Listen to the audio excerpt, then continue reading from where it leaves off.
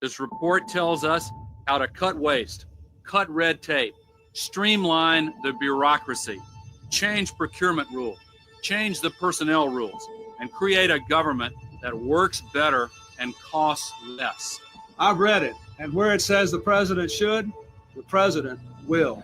Among the 800 recommendations, eliminating 12% of the federal workforce, merging some government agencies like the FBI, the DEA, and the Bureau of Alcohol, Tobacco, and Firearms, closing hundreds of government offices outside Washington. From the day I took office, one of the commitments that I made to the American people was that we would do a better job here in Washington in rooting out wasteful spending. We thought that it was entirely appropriate for our governments and our agencies to try to root out waste, large and small, in a systematic way. It means cutting some programs that I think are worthy, but we may not be able to afford right now.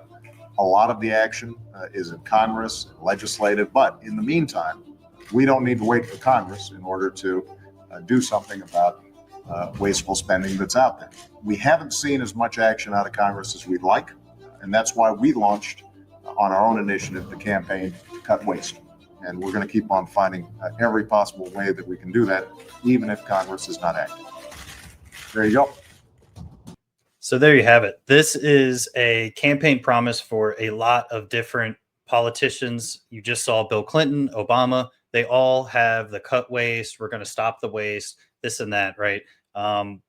Bill Clinton was trying to cut 12% of the workforce, trying to cut FBI, DEA, BATF, right, and close hundreds of offices, right? That was part of his campaign aspect and what he kind of ran on. Same with Obama, cut waste, right? But one thing that is inevitable is Trump and Elon absolutely are trying their best to do that. And overall, they have a great thing going. They have multiple different agencies going to be audited.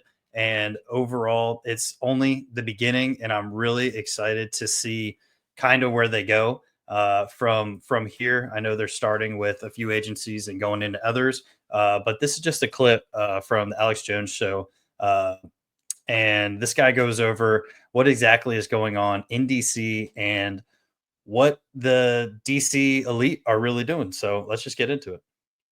If you search criminal defense attorney, the number one place that's being searched right now is Washington, D.C., by a factor of 3.5 times higher than the next state. And all of those searches started on about January 28th. And that's when the news that Trump was focusing on all of these FBI agents that were going after January 6 people. So here's the thing. It's like all we've seen is accountability being brought, like potential criminal accountability being brought to just the FBI. And already it was enough to boost nationwide searches for criminal defense attorneys.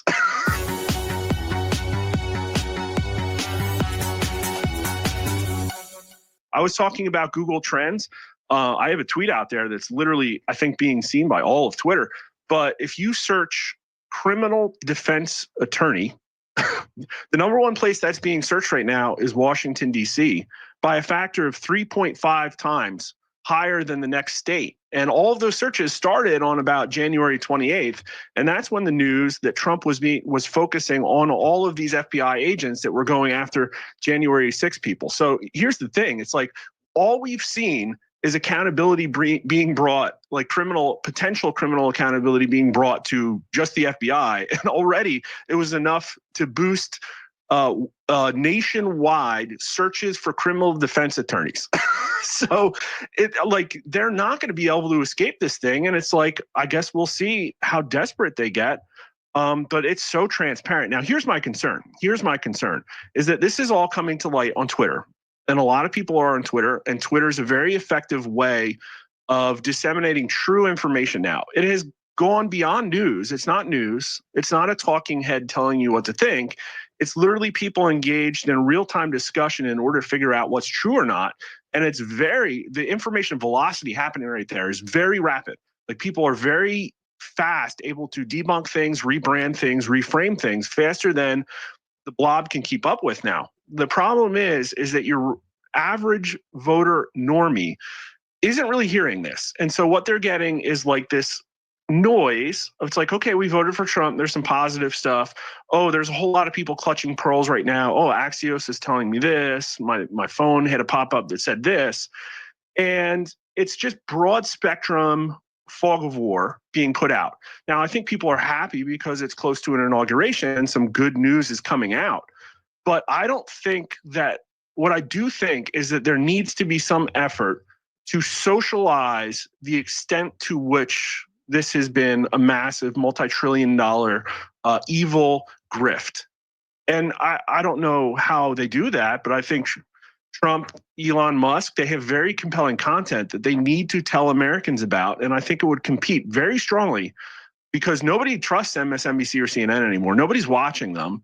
And I think there's an information vacuum out there where this, I don't think you can just start rounding up people without preparing the American people for how deep this corruption goes. Yeah, and it's the tip of the iceberg right now. There has been so much that we've found in 3 weeks that it's inevitable how much more we find. It is egregious how bad and corrupt this stuff really is. And like you said, there is a truth vacuum happening. There is a ton of discussion, and the messages and news is so much more rapid at this point that we have no idea what could come out at any time. But what we do know is that the truth is immediately out there, or gaslighting. So it is just absolute rubber hits the road speed, and the legacy media is not keeping up at all. And no one trusts them. So I don't think they should be watched that much either. So Mark Mitchell is an absolute animal. This guy breaks it down very clearly. And overall, I think it's hilarious that all of these DC elites are freaking out, and rightfully they should. They're getting audited. And if they weren't by the book, they're screwed. So let me know what you guys think. Make sure you like, comment, subscribe. Most importantly, share Smooth Unfiltered.